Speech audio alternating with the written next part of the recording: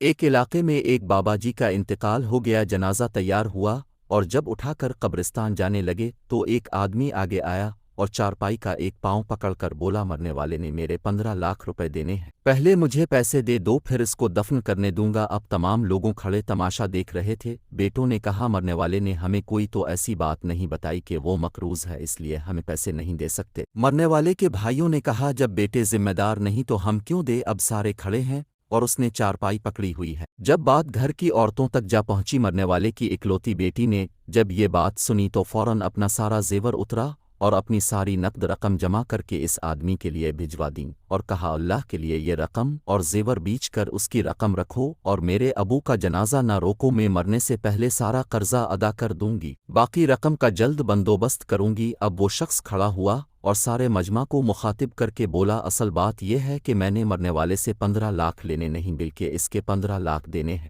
اور اس کے کسی وارث کو میں جانتا نہ تھا، تو میں نے یہ کھیل کھیلا۔ اب مجھے پتہ چل چکا ہے اس کی وارث ایک بیٹی ہے اور اس کا کوئی بیٹا اور کوئی بھائی نہیں۔ اب بھائی منہ اٹھا کر اسے دیکھ رہے تھے اور بیٹے بھی۔ محترم دوستو، جن کی بیٹیاں ہیں بہت خوش نصیب ہیں، لہٰذا بیٹی کی پیدائش پر خوش ہونا چاہیے۔ بیٹیوں کی شریعت میں بہت فضیلت بیان کی گئی ہے۔